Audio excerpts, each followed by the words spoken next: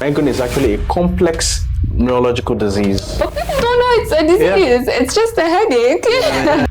Like, we'll just take Panadol, you'll be fine. Like, no one is really understanding of the direness of it. When did you first start experiencing migraine symptoms?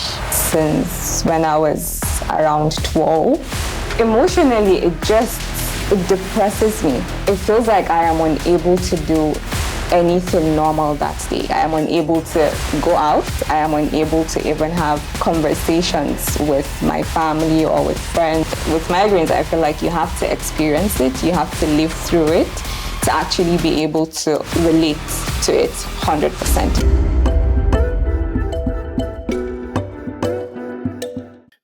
We'd like to have you share a journey with us. And the first thing is, when did you first start experiencing migraine symptoms? I think the earliest I can remember is since when I was around 12. But then at that time, I didn't really know it was migraine. But now that I'm grown and I think back to it, I'm like, wow, it was actually migraine that I was experiencing. But yeah, that has to be the earliest, when I was like 12 onwards. Yeah. From 12? From 12. I can't assume your age right now, but you're not young. You're not young. Yeah. Right. Okay, so can you describe a typical day when you're having a migraine attack? And what changes for you physically or emotionally? A typical migraine attack day. Okay, a typical migraine attack day. It would start with me probably going to sleep with it the previous night and then awaken with it. And honestly, sometimes even during my sleep, I experience migraines. It's like, because personally, I am a very light sleeper. So sometimes I feel my head hurting. Like I feel my nerves sort of pulsating. Yeah. And then I wake up with it and it lasts the whole day. Emotionally, it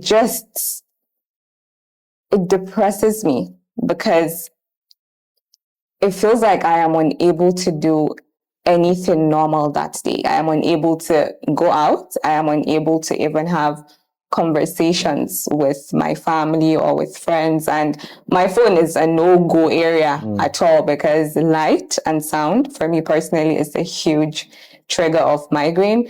So any atom of it at all makes it completely worse. So emotionally, it just saddens me entirely because I am just not myself. And physically, it makes me sick. I feel nauseated. So nauseated. And I just feel weak. I just feel sick. Really. Yeah. You mentioned something that interests me. You mentioned that it depresses you. So how do you take yourself out of that depression? Honestly, when it stops, for me, it's kind of aligned. It's kind of a simultaneous thing that when I'm having a migraine episode, I am just not good. And nothing like you could give me the biggest bouquet of flowers and I'll still be sad because it's like, I don't like how I'm feeling, you know, it just makes me feel very terrible, honestly. And for me to be happy, for me to get out of that zone, I would have to either take away the headache completely or at least subsidize the pain that I'm experiencing at that point. I can only imagine that you mentioned taking away the headache completely, which is beyond. Yeah, I mean, it's very difficult, but yeah. Okay. So I think that's how it is for me. So how does migraine actually now affect your relationship, particularly at work, family, and also friends?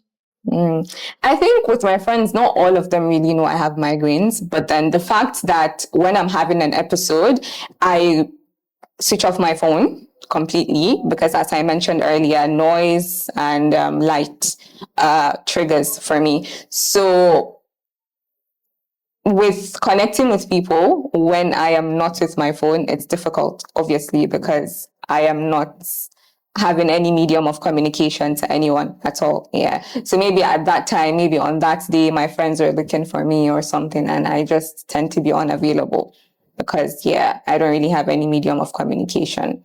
to them. And with my family, if I'm having a migraine episode, it's like Hauwa is having her days. So everyone just kind of leaves me alone. Not because they don't want to help me, but it's because they don't really know what to do. And even for me personally, I just want to be cooped up. Like, I just want to be in a dark room. I don't really want to be out. I don't really want to talk much because I don't have the energy for it. And also, I don't really want to be somewhere that has a lot of a lot of light and noise. Yeah. So for me, it's like I'm just cooped up alone.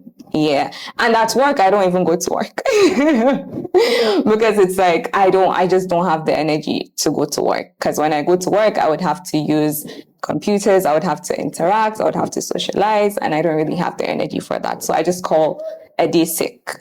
And that's it. So, speaking about your work relationship, and how was your employer and also co-colleagues, have they been supportive in a way as the working environment? Yeah. You know, we have offices very late with light, close to the bus stops. Yeah. I don't know, do they culminate into triggers for you? And also, do you have a supportive working environment?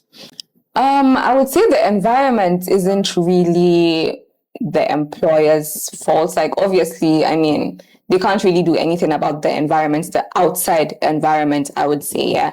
But then internally, like inside my workplace, at first it was more of, when I tell them I'm having a migraine, I'm having a migraine, it's like, really, like, is it something that's serious for you to feel this way? Like, it's just a headache. They're like, we'll just take Panadol, you'll be fine. Like, no one is really understanding of the direness of it. Yeah, because with migraines, I feel like you have to experience it, you have to live through it to actually be able to relate to it 100%. So I don't really get that support, that I would require. And I don't blame them. It's really because no one understands how it affects someone till you experience it.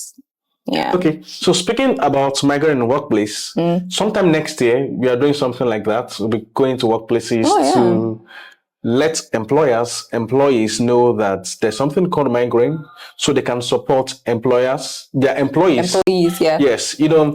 Many organizations have wellness program. Yeah. When they talk about cardiovascular diseases, diabetes, and many times mental health illnesses, right? Yeah, mental health. No one talks about migraine. No one, because no one considers migraine as anything. Yeah. So next year, we're starting it. And that will also be the first. Oh, okay. Right. So I and Biba, we're having a conversation. So we want to use Ultramed as a pilot because at least I've had some conversations with the MD at the time. Yeah. So I have a pilot in about 2 workplaces. Then the learnings we take from there, we'll then transfer it into other places. So probably we can come over to...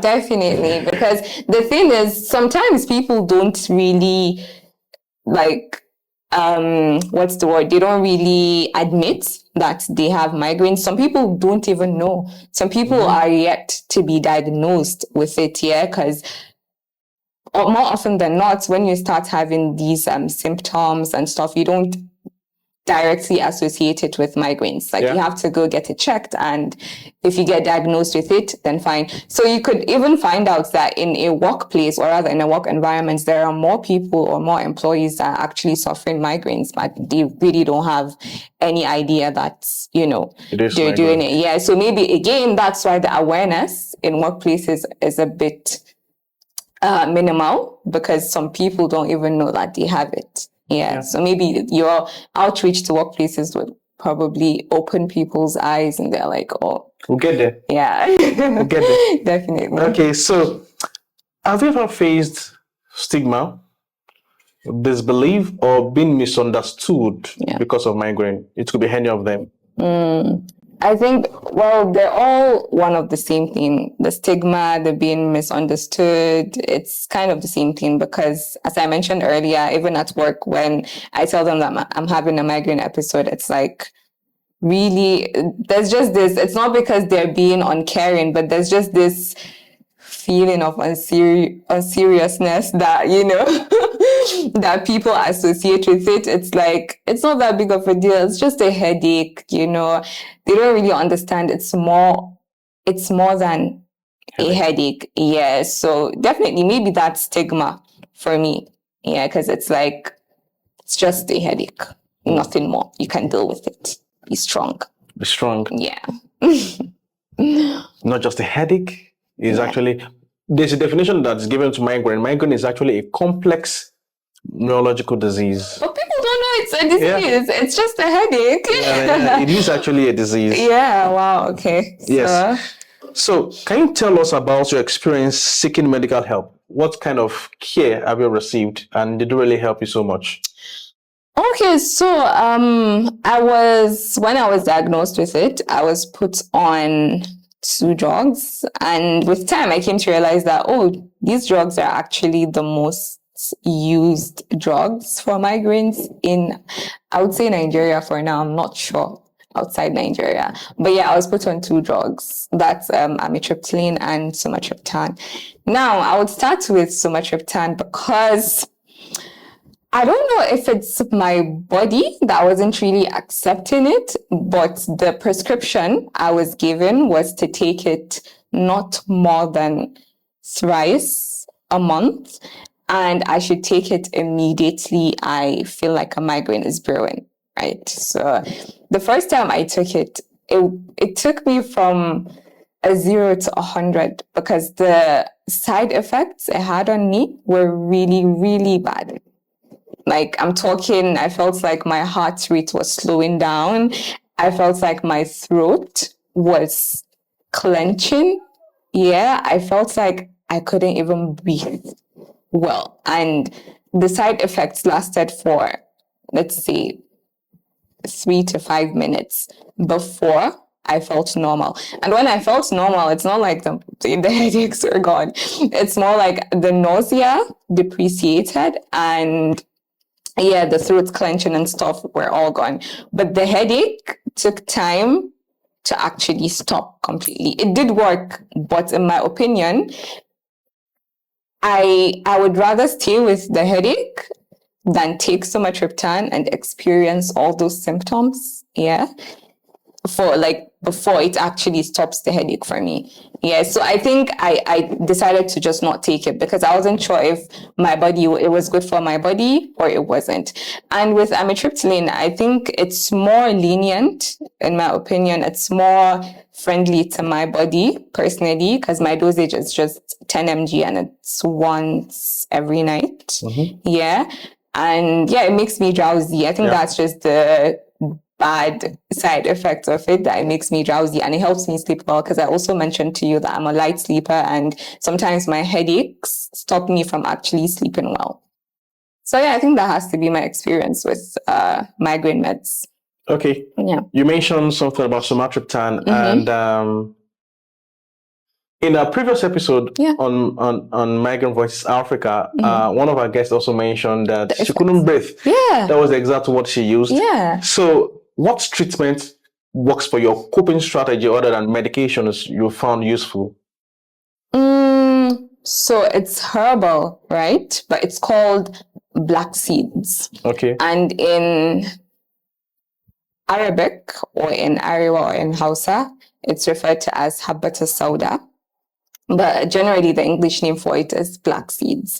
Now, I have found that the thing with herbal medications is that it doesn't work as quickly as proper like chemical medicines work, right? But I can testify wholly that that's a very good substitute because with taking it, I started taking it consistently every morning, like a pinch of it every morning and every night. Like tea? Not tea. So it's like seeds. Okay. Yeah.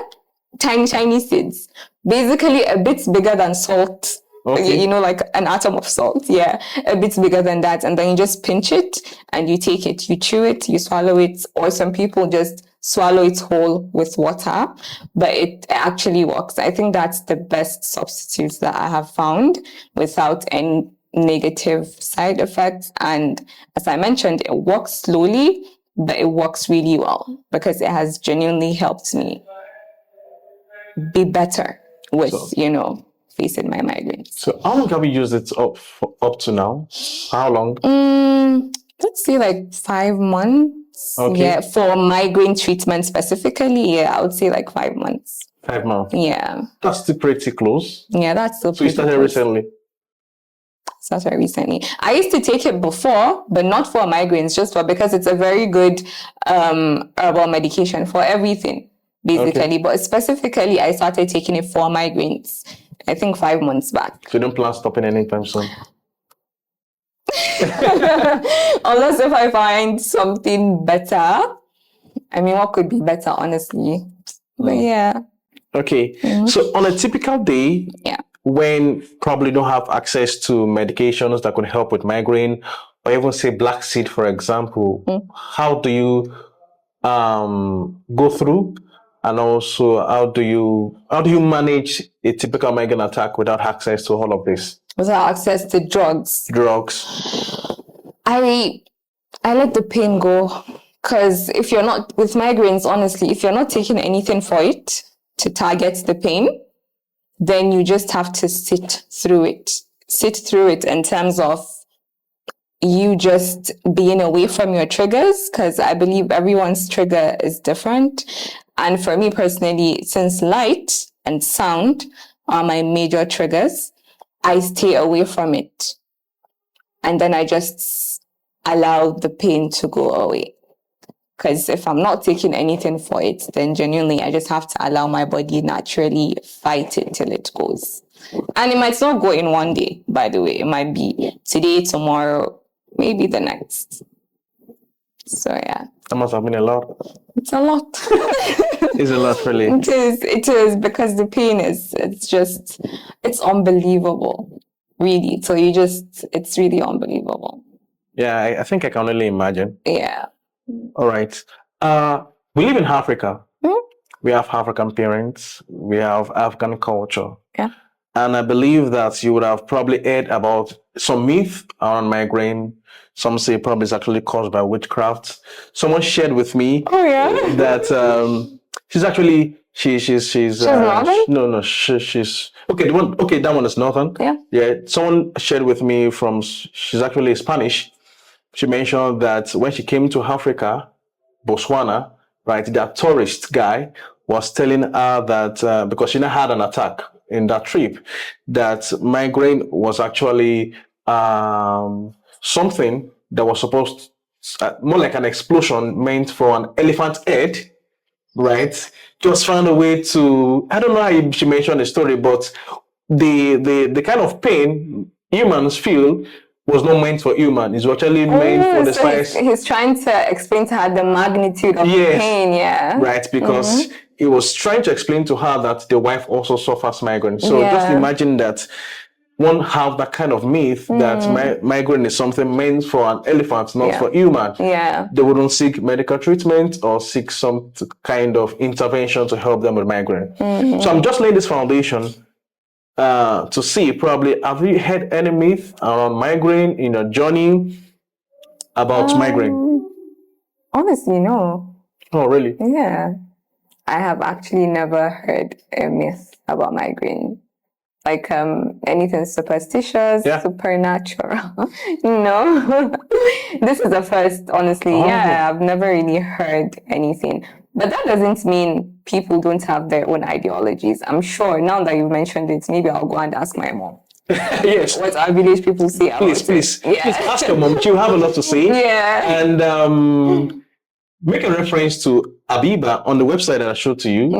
Abiba, she mentioned has very interesting. Right. So I think there'll be. I think I'll go and ask so that I have a story to say, because I've never heard it. Please, when you have that story, please let us know so more people can know that.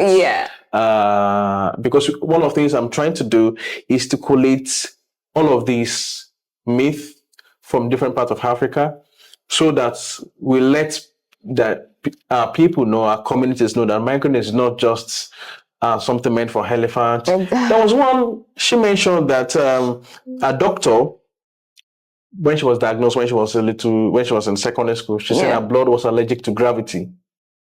That was what the doctor told her? That the blood was allergic to gravity. Is that scientifically? No, it does. Yeah. Our blood, gravity is not an immunologic response, right? So Exactly. you shouldn't. I mean, gravity should only affect you physically. not Yeah. immunologically. So Yeah. those are some of the things we are trying to pull together to let the world know that now there's something called migraine that can be treated Yeah. and should be treated and can be managed. Definitely. Yeah. Okay, so let's look at support systems. So as anyone, family, friend, supported you in a journey so far, what support system have you gotten to ensure that you pull through and also ensure that you are not alone? I feel like majorly I would point out my family's support system in terms of, or when everyone knows I am experiencing it or I am having an episode, it's like there's that understanding of giving me my time, of giving me my space, of giving me my need to just, be alone without any noise or without anything that would trigger it for me. Yeah, so I think majorly that has to be the most efficient support So shout out to your family. that I've gotten. Shout out to who? Is My it family. Who specifically? All of them. Not all of them. Maybe I'll just say all of them. All of yeah, them. like Okay. they're all doing good. Okay, so we'll move to voice and advocacy. What would you like people to understand about migraine, especially in your community? I think I would love people to know that it's not just headache. I would love people to know that it doesn't just affect you physically. I'd love people to know that it's something that could really, really affect you in a very deep way, deeper than what people think, deeper than the expectations people have for it. Like migraines is just not pain physically. It's more like, personally, I even think it's more emotional than physical, to be honest, because when you're experiencing it, it's like, what do I do? How do I stop this pain? How do I feel better? Like, how do I pick myself up? How do I even do the most mundane things? Because for me personally, even bending down is a problem when I'm having a migraine. Like maybe something fell off and I want to just bend down to pick it up. It's a problem because my head feels like it's about to explode. So genuinely, I would just love people to understand the direness of it, to understand that it's just not ABC. Okay, it's really more than that. So looking at our context, right, in Africa, I think it's a global problem. We have fewer specialists. We have fewer neurologists. Yeah. In Abuja, for example, in Nigeria, we have a population of about, let's say, 200 million. There are just about 80 neurologists in the whole of Nigeria. 80? Wow. In Abuja, there are about less than, I can count them. Like this, right? Yeah, you know them because they stand out, right? Yes. Yeah. And in countries like Rwanda, there are just 4 neurologists, right? And with 2 visiting, that's 6. One visitor from South Sudan and the other visiting from Ethiopia, right? So what would you like? That means that most of the migraine patients will tend to meet with other healthcare professionals, right? So what would you want other healthcare professionals to know about migraine? I think depending on, because medicine is a vast field, right? But I believe since all our organs are in one place, right? Since it's just one body. So whichever specialization that doctors have, I feel like it's still up to them to know about what they're not specializing on, right? So even a cardiologist should know that migraines could be associated with heart problems in a way. An ophthalmologist should know that migraines can be associated with eye problems, right? Yeah. So I feel like if they are willing to have that knowledge, then it would really, really help, because when a patient comes to you, telling you about certain symptoms that he or she is experiencing, if you know about migraines, or if you have an understanding about neurological disorders, you'd be able to point out that, oh, maybe then it is not specific to your specialization. Then maybe you could refer to a neurologist or to a migraine expert or something. So, yeah. Well, speaking of migraine expert or headache, they call them headache specialists, right? Yeah. I only heard of one in Abuja, right? The neurologists we have in Nigeria, they generalize in all areas of neurology. Even at that, globally, they're still very few and handy, right? So, moving to the next question, what would you like to say to someone diagnosed of migraine? They might have had headaches for a while, but now the doctor have not made it clear that, okay, you have a migraine, right? So what advice would you give to someone diagnosed?